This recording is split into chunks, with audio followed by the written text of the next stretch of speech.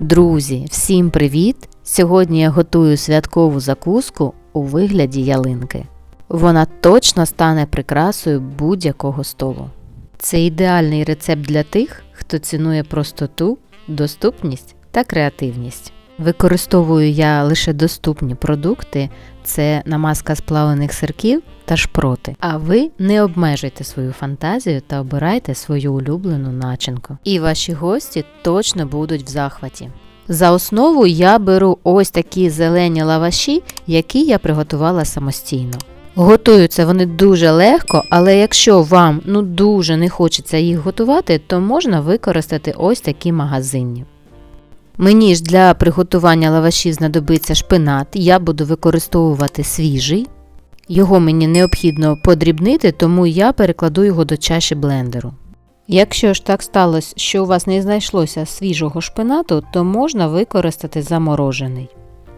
В такому випадку вам необхідно залити його 200 мл окропу та віджати. Свіжий шпинат я буду подрібнювати блендером. І з нього мені потрібен буде лише той яскравий смарагдовий сік. Якщо процес подрібнення йде важкувато, то можна потроху додавати водичку. В результаті повинні отримати ось таку густу зелену масу. Далі масу необхідно процідити через сито або віджати через декілька шарів марлі. До речі, якщо ви все ж таки вирішите використовувати заморожений шпинат, то колір у вас буде дещо інший, теж гарний, але не такий. Добре відтиснувши сік, я отримала ось таку рідину. Тепер весь отриманий концентрат мені необхідно довести до об'єму 200 мл. Якщо коротко підсумувати, то мені необхідно просто 200 мл рідини зеленого кольору. У крайньому разі можете використати навіть харчовий барвник. Якщо ви раніше не готували лаваші, то я вам скажу, що це напрочуд просто. Для цього до борошна я додаю сіль та олію. А отой шпинатовий сік, що я щойно готувала, я закип'ячую і додаю прямо гарячим у борошняну суміш. Тепер перемішую ложкою, поки воно не стане помірної температури. А коли вже тісто трохи охололо, просто вимішую руками.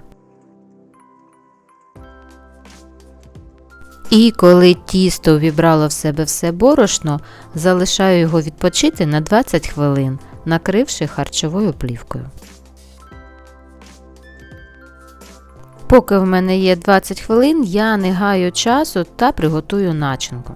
Яйця очищу від шкаралупи та натру їх на дрібній терці. Натирати, звичайно, можна і на крупній, але мені так подобається більше.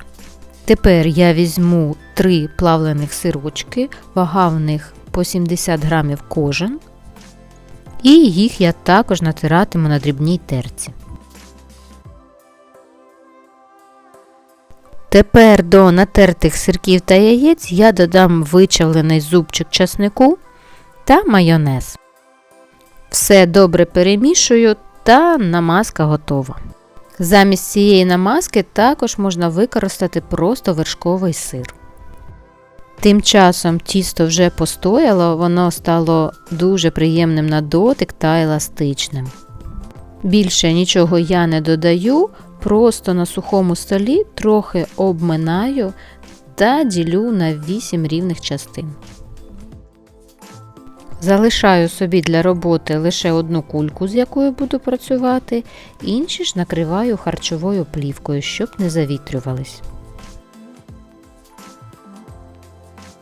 Далі кожен шматочок тіста розкочую тоненьким пластом. Діаметр повинен відповідати діаметру вашої сковорідки, в мене 20 см. Даний шматочок можна розкочувати і на сковорідку більшого діаметру. Далі лаваш необхідно обсмажити на сухій сковорідці. Робитиму я це з обох сторін приблизно по 1,5 хвилини на кожній. Коли лаваш готовий, а виглядає він ось так, я його витягаю на тарілку або дощечку і змочую з розпилювача. Ось такий в мене для кімнатних рослин. Далі накриваю рушничком і таким чином обсмажую кожен лаваш. Кожного разу змочую та накриваю. Далі залишаю їх накритими хвилин на 20, щоб вони трохи охололи. Через 20 хвилин з ними вже можна працювати, вони еластичні та піддатливі. Я вам дуже раджу спробувати їх зробити, а не робити з магазинного, тому що різниця буде помітна. Для начинки мені знадобляться шпроти, їх необхідно викласти на паперовий рушничок, щоб вони віддали зайвий жир.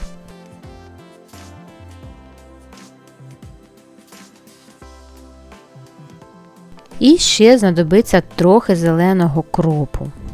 Він слугуватиме і як прикраса, і додасть додаткові ноти до смаку. Далі потрібен огірок, зручніше за все нарізати слайси овочечисткою.